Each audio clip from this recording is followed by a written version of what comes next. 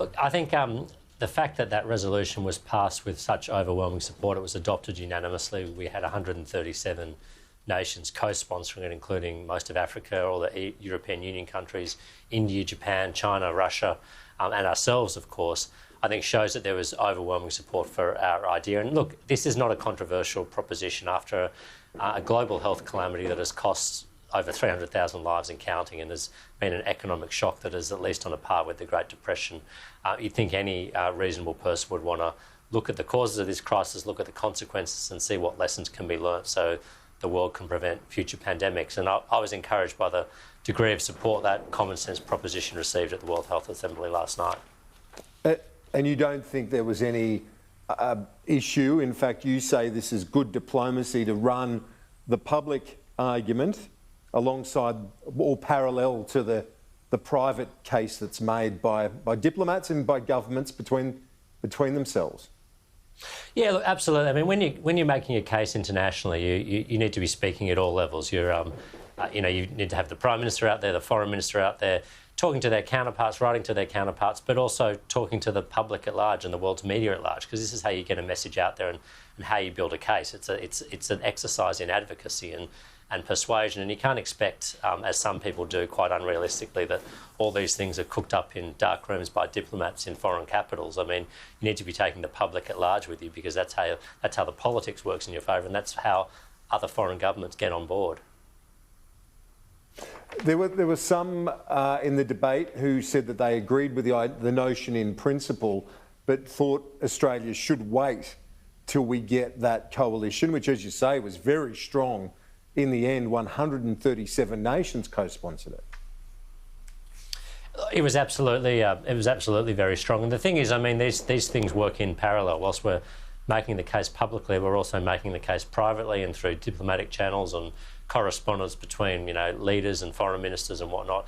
And this is how you get things done in the international system. I think it was a pretty textbook case of good diplomacy by a country like Australia. It's a significant power, but we're not a superpower. So we win with the persuasiveness of our ideas and the bona fides of the cases that we're making. And do you like the way that it was middle power diplomacy, essentially? It wasn't a US-driven thing. It wasn't one of the great powers. It was actually done by, as it's described, a middle power, not just us, but like-minded nations. Well, often it's easier in the international system if you don't have the great powers necessarily championing an initiative, because with that comes a whole lot of baggage of great power politics. So I think Australia was able to play a useful role here. I mean, of course, we were supported. The European Union was one of the main drivers of the resolution as well. And as I said, we had support from countries like Japan and India and Russia and others in our own region as well. But this is often a good way to get things done in the international system, because I don't think when Australia puts forward a resolution, I don't think anyone thinks we're talking our own book or narrowly pushing our own set of interests. They know that we're pushing what we see to be as in the world's interests. And I think when you're dealing with an issue like global public health, it is in the world's interests. All of our interests are aligned on this to make sure that the world doesn't suffer from such a pandemic again, or if we do, that we're better prepared for it next time.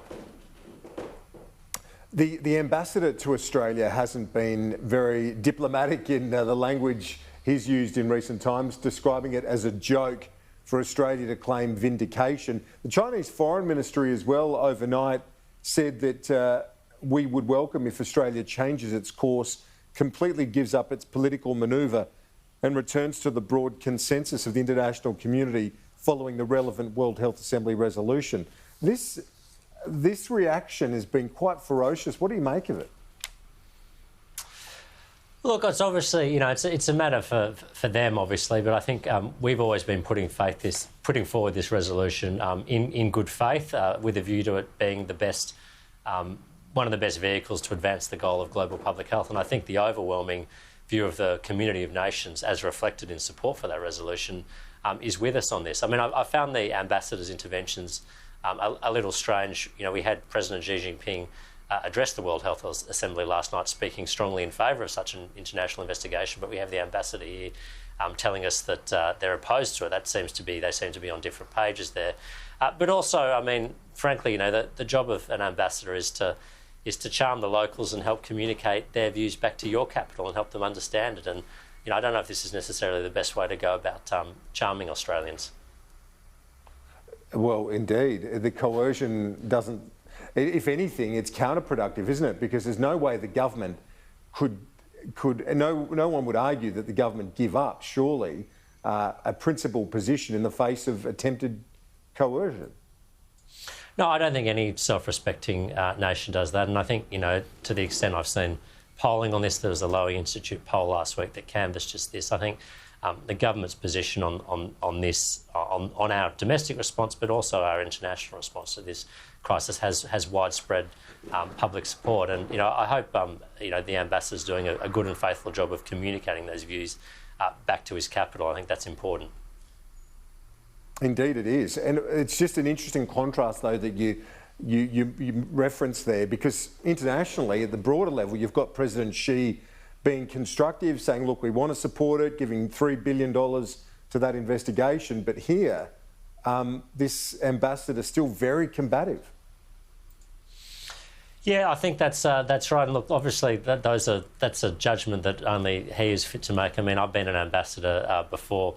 I think I would certainly think very long and hard, and certainly I never did in my career take such a combative approach to the country I was, representing in. As I said, I think it's an unusual way to win friends and influence people and help shape the public dynamics of a debate. And often the effect is the opposite of what's intended. All you do is unite public opinion against whatever particular position you're arguing. And just finally, you touched on this earlier, but I want you to elaborate, if you can, on this effective implementation of the investigation. Is there any role for Australia now through this process to ensure it stays on track?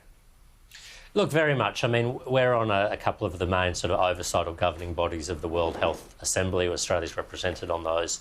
And I think it will be very important to make sure that this investigation is independent, it's credible, it looks at everything and examines all the evidence that's before it, and it comes up with actionable recommendations. Because the whole purpose of this investigation, as I've said before, it's not a court hearing. It's not designed to attribute blame or find fault. It's designed to make sure that the international system is better prepared to deal with such crises in the future. So there is a role for Australia to make sure this investigation does the job it's intended to do, throws up some actionable recommendations, and then it will be a task for us to make sure those reforms and those changes, whatever they might be, are implemented.